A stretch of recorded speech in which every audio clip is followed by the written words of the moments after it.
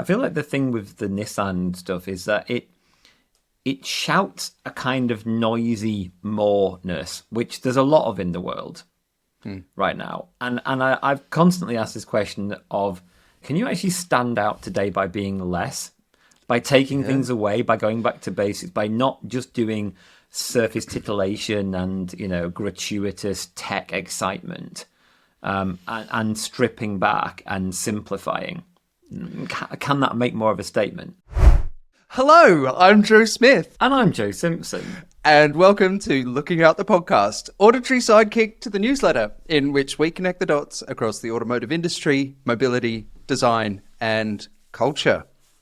And coming up in this, episode 11, we're going to talk about everyone's favourite topic, the Tesla Cybertruck. No, we're not. But hang on, you promised everyone we'd talk about the Cybertruck. We're not. But why? Why? I'm just not ready. I'm just not ready. No, okay, look, there is a serious point here. The thing that I absolutely do not want to do with the Cybertruck is jump the gun. And one of the things that I have decided that I would like to hang out for is to see somebody like Sandy Munro actually tear this thing down and see if any of the big promises that have been made about this thing actually stack up as a production car. And so we're going to wait until a proper production car actually appears and gets in someone's hands. Which means that we'll probably talk about the Cybertruck this time next year. Right. Okay, so what are we going to talk about then? We're going to talk about Tokoyo. The Tokyo Mobility Show, Japan Mobility Show. The Tokyo Motor Show as it was and is no longer known. Tokyo Mobility. Yes, Tokyo Mobility. Great. Because historically, the Tokyo Motor Show has been probably the most WTF on the calendar. That is until Geneva went to Qatar, which is a whole new world of WTF. I mean, think about it. Like getting Qatar to host a motor show, it's like getting the tobacco industry to wash a drug cartel. It's just wild. Anyway. Stop. Tokyo. Tokyo. So, I think at this point it's worth saying that neither of us went to the Tokyo Mobility Show. No. So this is a view from afar. But I think, as you said, represents our kind of perception of how Tokyo's actually always been a really exciting, interesting show. It's been a very, WTF show. There's been stuff there that you just don't see anywhere else and represents a spectrum of the Japanese auto industry that we just don't see outside of Japan. But I think maybe now more than ever is a really interesting thing to look at in terms of what Japan's doing on a global scale, what the relevance of some of the concepts are that maybe sit in more of a kind of mobility than a car space, right? Yeah, totally. And I think there's some really important context for, framing for certainly how I reacted to what I saw at the show. And that is that Japan is about to lose its, actually I think it will lose its largest exporter of car status to China this year. It's going to lose third largest economy to Germany. Right, world's third largest economy. Its domestic automotive market is shrinking. Yeah. Its joint ventures in China are starting to collapse. And against a backdrop of sort of widespread, I'm not sure if widespread is the right word, but against a backdrop of accelerating adoption of EVs in global markets, Japan is Okay, let's talk about penetration for a second, because I love talking about penetration. We talked about it last week as well, or in the last episode. So EVs, 30% penetration in China, 15% in Europe, 8% in Australia, 6% in the US. What do you think it is in Japan, Joe? Oh,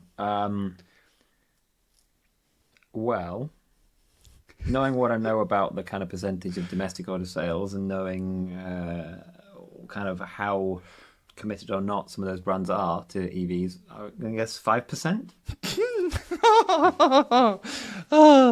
1.5% in Whoa. 2022, according to Bloomberg NEF. So, does this to a degree explain, Drew, why Toyota, the world's biggest car brand, is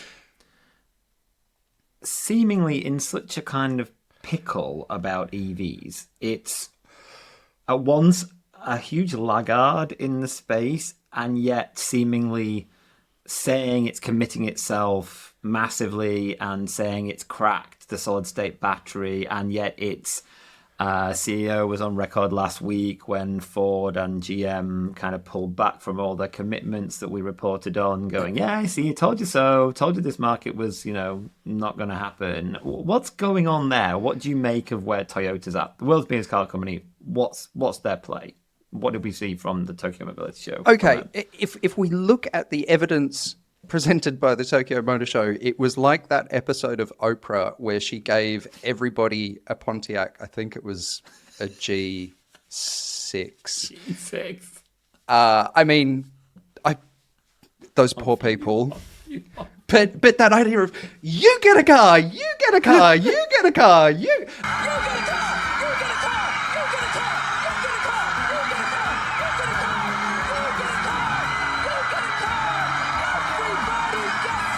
I mean, this was like Toyota going, you get an EV, you get an EV. Everybody gets an EV. I mean, it was just wild. And there wasn't a Mirai to be seen anywhere. Like, just hydrogen? What's hydrogen? Hydrogen. No, we don't talk about hydrogen. And in case you've been living under a rock for the past 2 years, this sort of relates to the fact that Toyota has been very bullish on hydrogen, has committed to hydrogen, said that hydrogen is the future, perhaps ahead of EVs, and now seems to be slowly walking back from that position. Walking that back. Look, let's bear in mind, Toyota, I think you'll know better than me, world's largest car maker. They're going to be producing 11.38 million cars this year. And 12, the percentage of those cars that will be electric is actually smaller than Japan's EV penetration. So it's about 1% of Toyota's total production this year is going to be EVs. They have missed, whether you think this is wrong or right, they have so badly missed the zeitgeist, right? And I think what we're seeing here is a desperate attempt, and I have to say, an incredibly well executed attempt. You look at the quality of execution of those show cars, you're like, oh wow. But it is this desperate attempt to say, okay, like, we're in the game, we're serious about this, and we are going to catch up. I think it's also interesting that Toyota has been talking about adopting gigapressing gigacasting, as a production technology to help them kind of scale their EV efforts. And I guess you were going to say something. I was going to say catch up with Tesla. Oh, 100%. 100%. So it's difficult to read, as compelling as it was in many ways, it's difficult to read sort of Toyota's presentation at the show as anything other than a kind of like a response to an oh shit moment. And yet some of the announcements, particularly around battery technology, like, solid state batteries, Toyota has been claiming for probably about 12 months now, maybe a little bit more. that there is a, they've got a breakthrough in the technology and they're going to be coming to market. Yet every time you read an article about when Toyota solid state batteries are coming to market, it's couched in maybe 2026, maybe 2027. Yeah, I maybe add on this. I did do some reading around this, and obviously solid state batteries are being presented as a panacea. In the a few things that they solve. One is that they potentially give you much greater range than today's lithium-ion batteries. Secondly, that they potentially have the ability to be lighter, and thirdly, that they kind of safer and longer lasting. The thing is, they're incredibly difficult and right now expensive to make. I'm not familiar with the actual production technique, but there's an incredible degree of accuracy, as I understand it, that you need to manufacture them, and this is very hard to achieve. That you get, sort of microns out in terms of this sandwich layering, and everything goes wrong.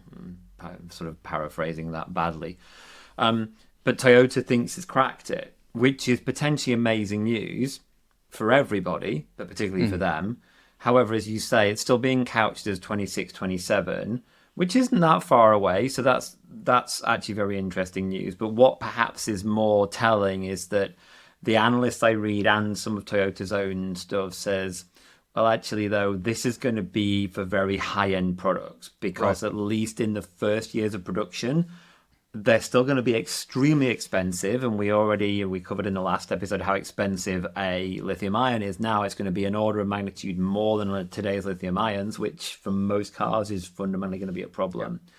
But then the second thing is the scalability, the ability to produce these in very large numbers is extremely challenging. So perhaps you can expect it in, say, a future Lexus LS product that's a very high-end, fairly sort of small volume car. So I don't think you should be expecting to see it in your Corolla next year. I think the other thing, just kind of coming back to the point around gigacasting and what that shift represents for Toyota, perhaps culturally or philosophically, is Toyota has absolutely owned the methodology that sits behind contemporary mass production. And it's been a point of pride, and it's been a point of actually revenue for them. Toyota consults. They teach everybody else how to do it. They bring people from other car companies, from other companies to Toyota to show them how they do it. The fact that you can still buy a Porsche is thanks largely to Toyota going and implementing TMS or TPS at Porsche in the 90s. The 996 and the first generation Boxster were the first products that resulted from Porsche adopting Toyota's production system. So I have to imagine that there is also a point of huge pride which is under threat by these really wholesale shifts in how cars are being manufactured.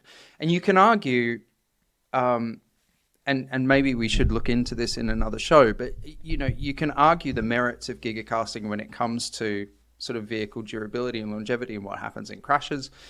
As I said, it's a huge topic, but again, coming back to what might be sitting behind Toyota's extreme efforts at this show is a real desire to try and retake the narrative. I think actually one of Toyota's most interesting vehicles at the show, however, was a pickup called, what was it, the IMV Zero? Yeah. And I found it interesting because it strikes me as Toyota at its absolute best in terms of how do you manufacture something extremely efficiently and cost effectively. And as a result, that's driven an aesthetic which is completely charming. It has a flat windscreen and flat side glass. It's like an old Fiat Panda. It's driven a price point. They're talking about $10,000 for this thing, which is incredible. Which is absolutely incredible. And it's also designed from the outset to be modified and adapted in global markets and for global markets. And it's a response to the fact that the Hilux has become so expensive.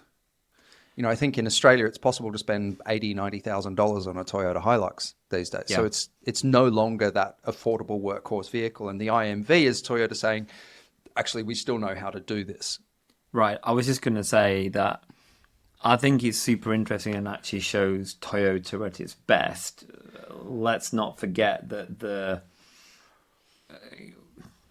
in the Hilux, Toyota has really, perhaps outside of North America, owned the kind of this market for sort of a robust working vehicle, which has mobilized, and really given sort of wheels and a kind of tool on wheels to large parts of, Africa, Asia, the part of the world you're in, and Europe, to be honest.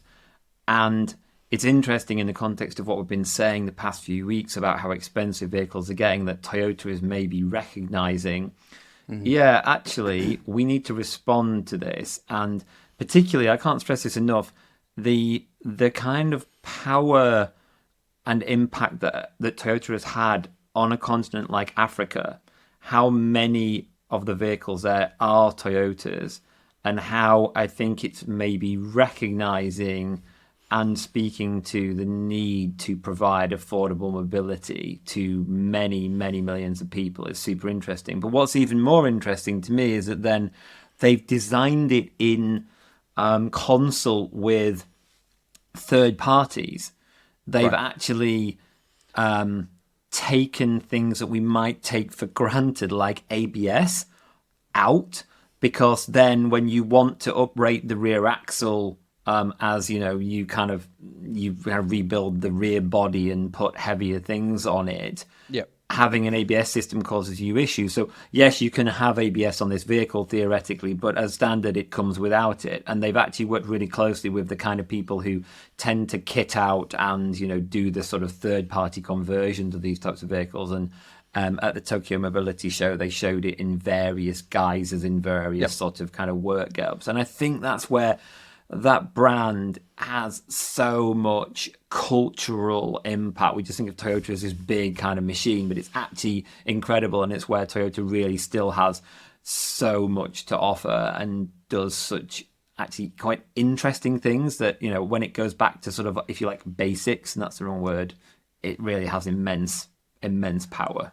But I don't think basics is necessarily a pejorative in this sense, because a lot of what you and I talk about, whether it's on this show or whether it's in our text messages, is how the industry has got itself into such a pickle with the complication and the sophistication of the products, which is causing, as we know, just all sorts of issues. Right. And I find it really refreshing that Toyota is kind of going out on a limb and saying, actually, getting back to basics can be a good thing.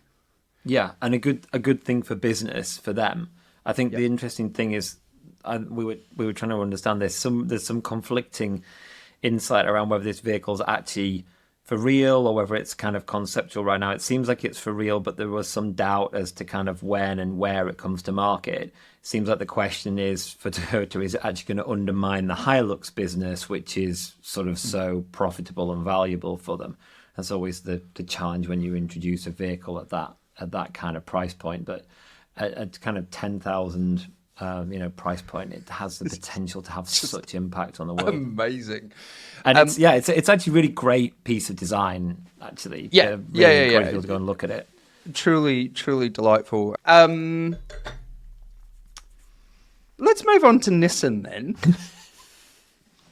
I shouldn't have just laughed at the mention of Nissan. It's very rude. Set against kind of the real world delight of that Toyota pickup. IMV Zero. The IMV Zero. Catchy name. Yeah, watching like Nissan, it's like, you know, my coach Andy Pillane once said to me, you know, we were talking about aging and the challenges of you know, growing up as a child and watching your parents age, and the fact that you essentially watch your parents become children. At some point, the relationship, not to be too personal, I feel like I'm going through it with one of my parents at the moment. The relationship flips where you become the parent and they become the child again. And it's very sad and quite hard to deal with. 100%. And it's quite sad and hard to deal with what happened to Nissan in Tokyo. There was a significant number of concepts. What do we have? We had the Hyperforce, the Hyperpunk, the Hyper They're all called Hyper. The Hyper Adventure, and the Hyper Urban, and every single one of them was wildly hyperactive. And just so extreme. So wildly extreme in their expression. And it was difficult for me from a design perspective to draw the thematic link across them other than just hyper. They were extreme. Yeah. Like, they were extreme. And how, Drew, would you, because you just said when we were talking about Toyota that you felt that they were very polished and it was... Yeah. I mean, I'm putting words in your mouth. You didn't say they were cohesive, but you said they were very polished as a kind of was a way of presenting several vehicles. I think Toyota had, like 4 or 5 key concepts that all did different things. How would you compare it to Nissan? Would you say that the 4 Hypers were polished? No. I mean, if I'm frank. But there seems to be a bit of a theme of this at Nissan at the moment. There was the Concept 2023 from Nissan Design Europe, which was came out. I think it was to celebrate 20 years of 25 years of the 20 years of Nissan Design Europe. Yeah, Nissan Design Europe. It's been around for a while. They produced a concept car to celebrate it, and it's sort of this extremely pumped up, extremely freaking angry Micra. Yeah. At least that's how I read it. Yeah, and they said in that it's like we designed a car that we kind of wanted for ourselves and to drive in and around London or something to that effect. And for those of us, you and I both lived in London, I was just like, sorry, what, in 2023? You know. Oh, but the Hypers took it to another level. Right? The Hypers did take it to another level. And what, you know, if we think about Nissan's design legacy, whether it's kind of Micra and popularizing Qt, which I think it did an extremely good job of in, say, the European market, which you know typically didn't do Qt. People bought the Micra in droves, and it was this extremely cute car. Qashqai, total freaking game changer. Yep.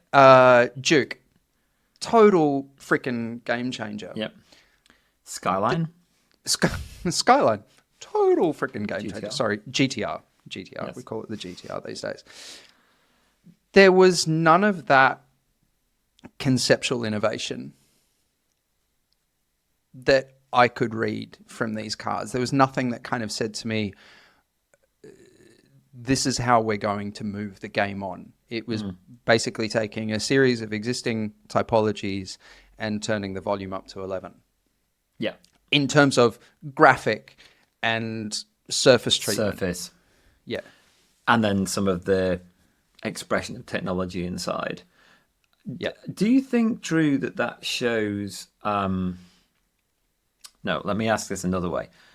Do you think if they'd been more expressive or experimental with the very typology and proportion of the vehicle, that could have had more impact? Because I agree with you, they were fundamentally they seem to be almost on packages of things that they do at the moment and then just sort of gone mad with in terms of the surface language and the graphics and the details. So I was interviewed by somebody recently. They were trying to work out what should this organization be doing in order to sort of better position itself in the emerging world of electrified vehicles. And I said, look, the thing that I see, and I see this with so many brands, and we talked about it last week, is we're not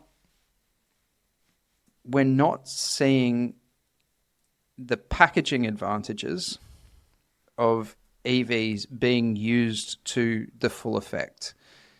And I have absolutely no doubt that if Nissan had started with a clean sheet of paper, started asking the sorts of questions around, okay, well, like they probably ask questions around Qashqai. Okay, like what can a C segment car be? You know, with Duke, what can a B segment car be?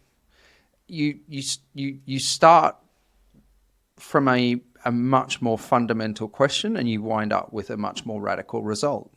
Right. And Nissan has a history of doing this. And that's probably what I would have liked to have seen from them. Yeah. And I think, you know, this is where it gets interesting for me, you know, as someone who's a strategist and a design strategist. Nissan has played this really interesting game where they have not gone for one consistent Nissan design language. It's a series of quite disparate characters which have quite different expressions and differ quite a lot between, say, the Japanese market, the European market, and the American market even.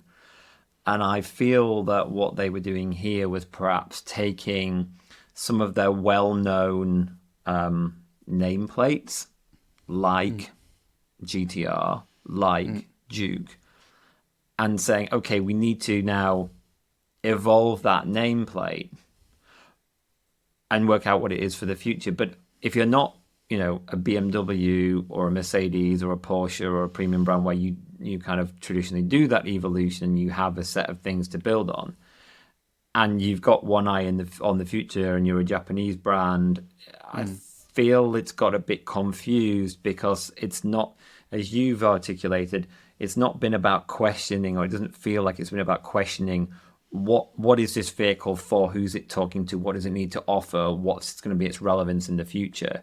It's been more the other way of saying, okay, we've got GTR, we need to protect GTR. Let's think about what AI and technology might mean and then apply that to GTR. And it doesn't really work, in my view.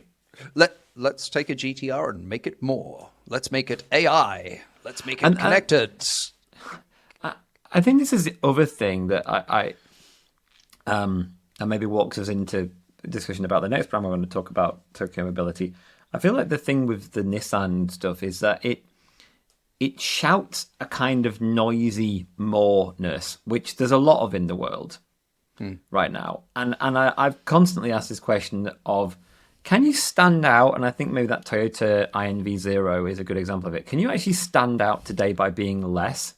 By taking things away, by going back to basics, by not just doing surface titillation and, you know, gratuitous tech excitement, and stripping back and simplifying. Can that make more of a statement? Well, okay, let's talk about Mazda and the Iconic SP then. And I in some ways I'm a little bit conflicted with this car, and in other ways as I'm sure a lot of people are, completely besotted with it.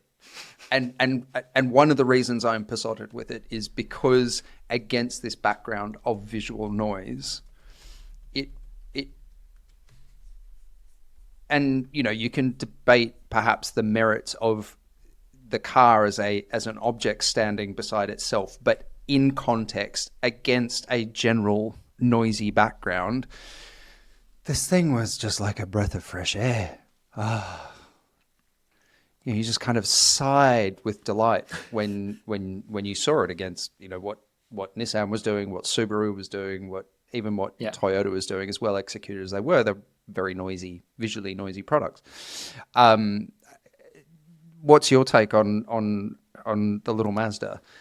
I think I summarize a bit where you're at. I at first was slightly disappointed. I think as a strategist and someone who's not actually, drawing daily with a pen and trying to kind of perfect surfaces, think about the bigger picture. And it's not perhaps the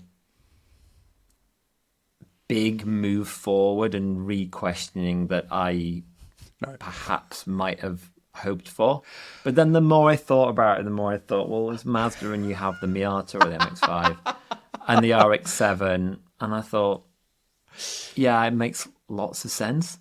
It doesn't. And it says the look on your face. You're like a little puppy dog. You're just like, it's so lovely. And I really want to put this out on record. Mazda, perhaps more than any brand that I can name off the top of my head, has over the past few years with certain cars and really mainstream cars like the current Mazda 3 done absolutely incredible things in terms of refining their surfaces. And this, I would always kind of hold judgment of I would like to see it in the metal. But I think we get enough of a sense from pictures and the reports that it's another example of a beautifully surfaced Mazda.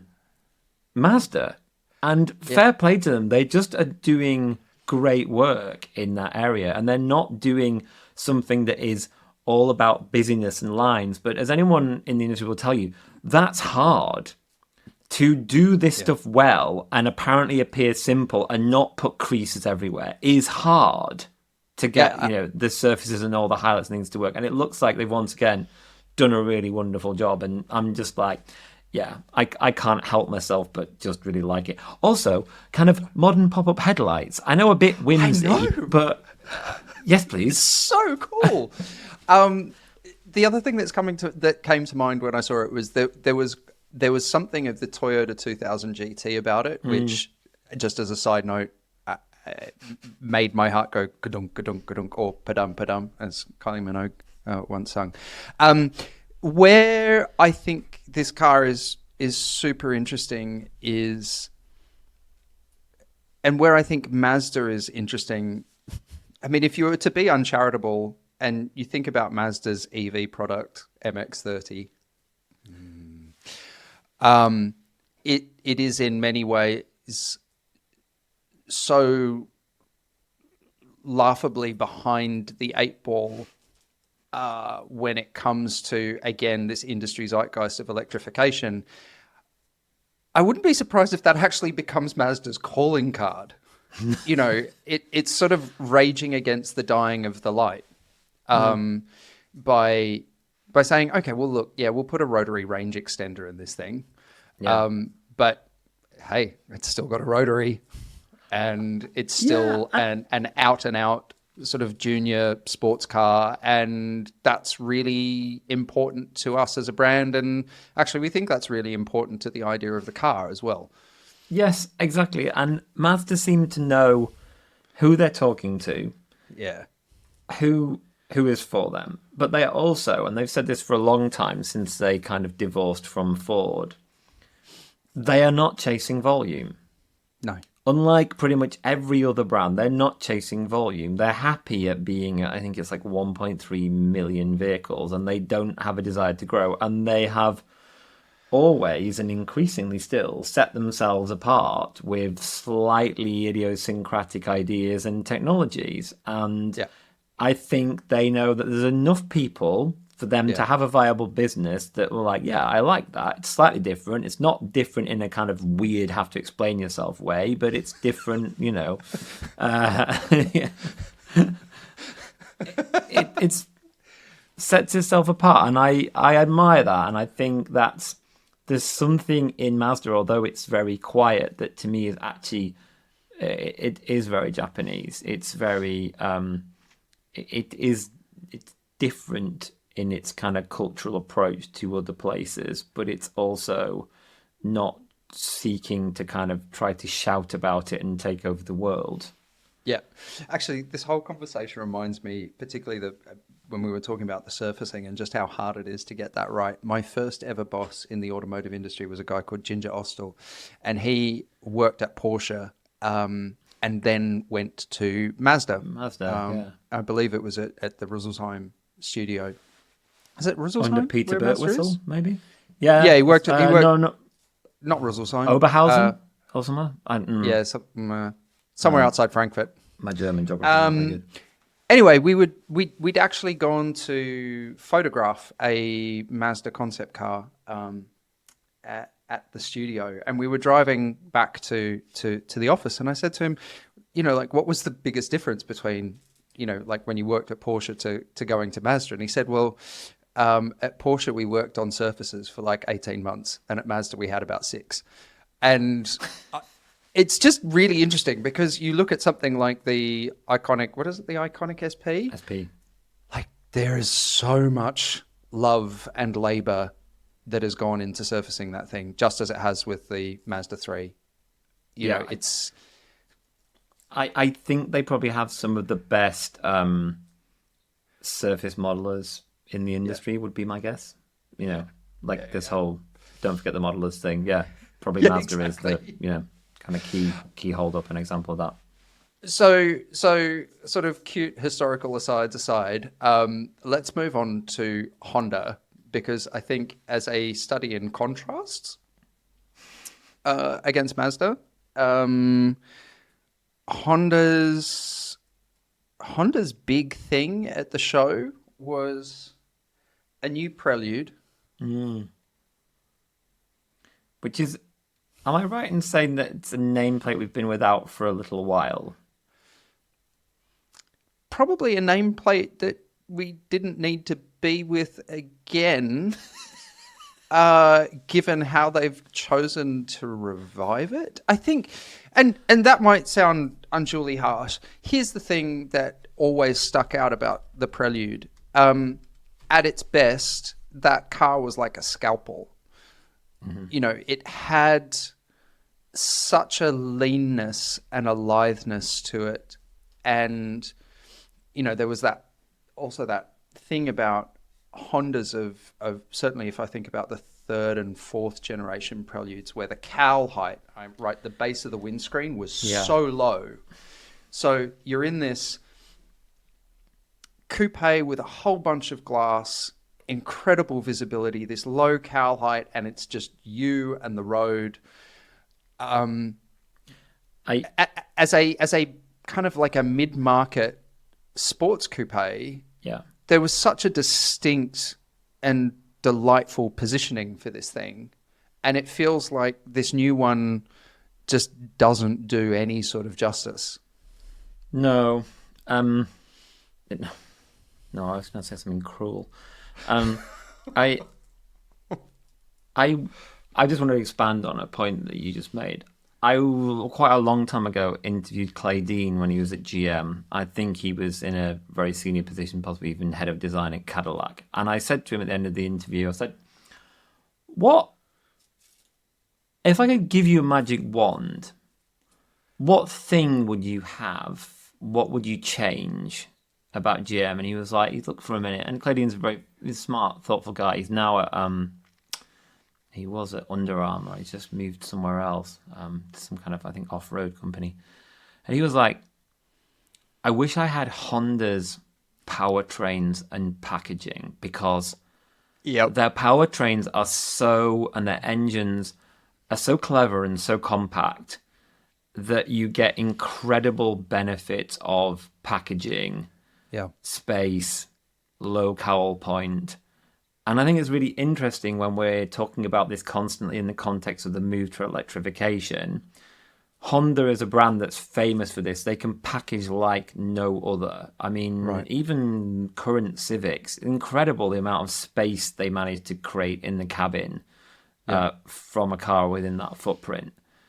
And yet, this car feels like it doesn't really have any of those benefits, any of that sort of athleticism, any of that sort of slimness and smartness that those Preludes of yore had. And famously, LJK Setright, famous writer from the UK in the kind of 90s and noughties, he was a massive, massive fan of those previous generation Preludes, particularly, and kind of Honda powertrains more generally.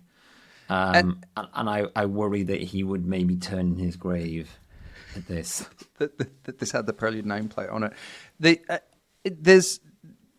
There were another couple of Hondas that I think are worth mentioning. One which at an aesthetic level, I think did what they did with the original Honda E-Concepts, which was to take a Honda from history and update it in a pretty charming way.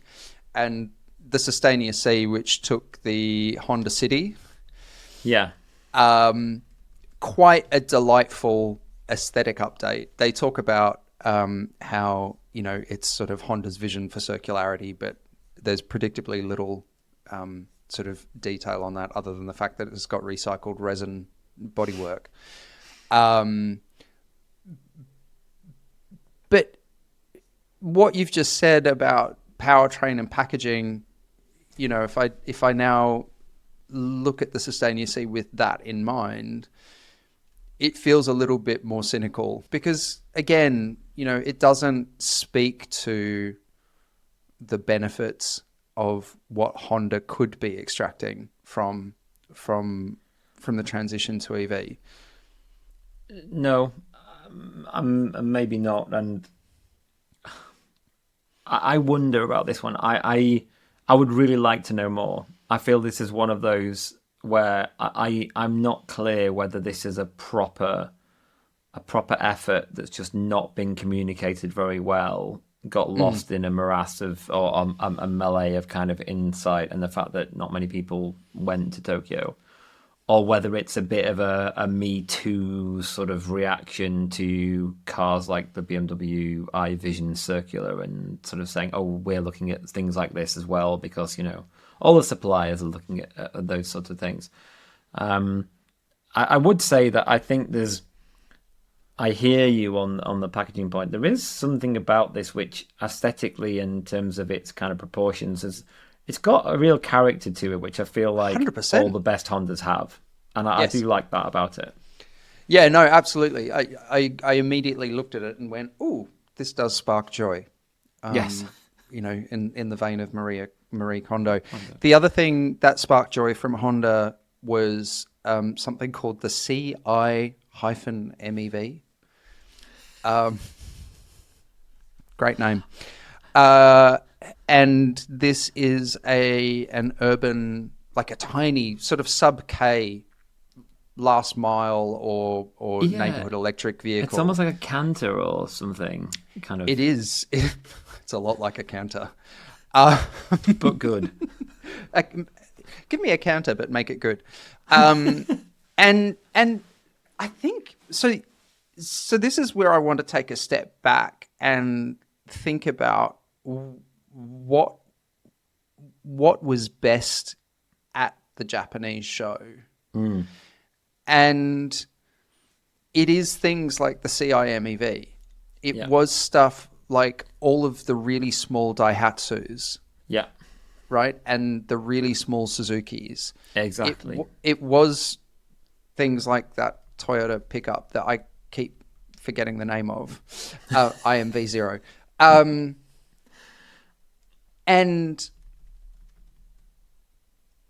I think it's particularly at the micromobility end of things that there is the greatest opportunity for a number of these Japanese brands to have continued relevance, if not increased relevance. And the CIMEV shows that, if Honda puts its mind to it, there's a whole new world of sub-car mobility devices that is opening up, and it's currently there for the taking, because a lot of the sub-car but four-wheeled stuff is, generally speaking, a bit crap at the moment. It's because it's not being made by car makers with long histories of mass production and the quality standards that the car industry operates at. And if you could get a brand like Honda to enter into that space, that'd be super cool. I mean, Drew, I predictably very much agree. I'm looking at, and in fact, we have a newsletter going out. Well, it will come out before this has come out. If you don't already subscribe, go to lookingout.io and subscribe to our newsletter. But I'm looking at the Suzuki Go, which is basically the idea of a kind of senior walker. And I think there's something that's really important here. The level of, and I can't find the word, but sort of evolution or sophistication, wrong words, of a society is, or the measure of it, is how well they look after and care for their elderly. And I believe that in Japan, that is something that the Japanese take quite seriously. And people tend to live quite a long time in Japan. And for years, we've seen the Japanese brands work on these sub-car in between a bike or a Segway or a scooter. Honda also has recently launched this kind of briefcase that turns into a scooter, which is, really quite, it's kind of adorable. And we've been seeing these concepts for years at the Tokyo show.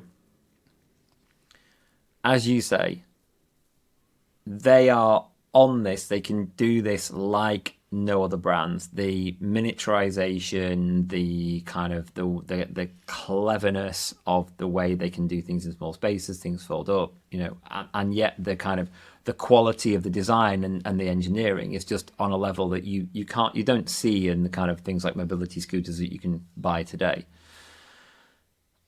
I'm not sure whether the Japanese brands know and understand how to commercialize this, because we've been seeing it for years and we've never really seen anything come to market. Toyota have something, I can't remember its name, but it was like a better version of the Twizy, which I remember they took a load of journalists to drive, and then they said they were going to bring to market and basically never did. And I really think, and I hope there's people in those companies really trying to kind of work on this, because to the interview we've seen you do with, or heard you do with Horace Didier, there's such an opportunity in this space. And I don't think they fully get it or kind of have worked out how to kind of, if you like, exploit it. And I think Horace actually said something about this relative to the Japanese brands, right? I've spoken to Japanese companies I'll name one of them, Honda, started out making motorcycles, actually not even, probably mopeds is what we would call them, very small vehicles, growing through the civic phase into an automaker, establishing themselves as a very, prestigious automaker, even with a new brand, Acura, etc. Unable, unable to do anything about micromobility, right? Enjoying the idea in an intellectual sense, uh, doing studies, possibly developing prototypes, cannot commit to it. And what I think is really interesting about what Horace is saying there, and I think you could apply the same observation or critique to the motor show overall, is conceptually these brands get it, but when it comes to executing, they just can't make the leap. And it's it's such a shame when you think about, everything that we've talked about with Honda, right? And the incredible engineering prowess of that organization. Toyota, the incredible engineering prowess of that organization. There is an entire new market that is opening up and that is sort of ready for the taking. But I guess as Horace would argue, as a student of Clayton Christensen, for industry incumbents, the things that will disrupt them look like toys and therefore are not really worthy of consideration. Yeah. I wonder if there's a lesson in this for these brands in terms of what Toyota did with the Prius. It's arguably a lead they, in the current light, look like they might have squandered.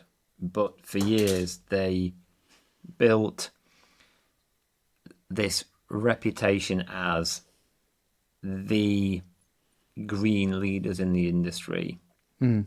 They created a car which was the ultimate virtue signaler before Tesla came along. Remember when people turned up to the Oscars in Priuses? Right, that's exactly what I was thinking. Leo DiCaprio, and old Gwynny getting out of Prius, Getting out of a slipper. Prius. I still never what the kind of the collective noun for a group of Prius. But they did that at kind of like largely as a loss leader, but the reputation that it built them and the opportunity that I would argue it created them was enormous. Yeah. I think there's a similar possibility in this space, in that right now, probably seeing in the current business model of our automotive OEM, how do you take micromobility and commercialize it and make it scale, build it in your factories, make money off it within the current framework of those companies is very hard. Yes. But I suspect if one of them went for it and did it and committed hard, they could create a leadership position in that space quite easily. And that could create them, I think, a real platform for the future. And I mean, Honda and Toyota and others have talked about becoming mobility brands. I think really the time is now, and we can see that they, as you said, the design and engineering brain is there. It's just the will to actually, do it and commercialize it, and maybe take a hit for some time. On what? What? Huh? That was perfect, Joe. You didn't need to say anything else. I think that was a beautiful wrap up. Because on that note, that's it for this 11th episode of Looking Out the Podcast. Coming up on our next show, Joe, what are we talking about? Are we going to talk about the Cybertruck? Or not? We could just have this as an in-joke for the next sort of, 5 or 10 or 20 episodes. We're still here.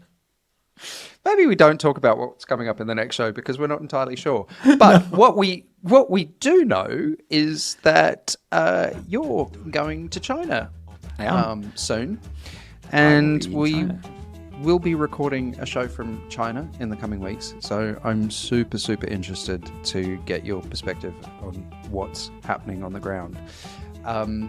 So if you want to know what's coming up in the next show, you're just going to have to listen to it, I'm afraid. If you liked this show, please leave us a review, share it with people, subscribe to our channel on YouTube, so youtube.com/@lookingoutpodcast. You can also follow us on Instagram @lookingoutpodcast. For more about the topics in this show, you can also sign up to our newsletter, which you can do at lookingout.io. Looking Out the Podcast was written and presented by Drew Smith. And Joe Simpson. This is Drew Smith, and thank you so much for listening. and watching. I'm really looking forward to talking about penetration.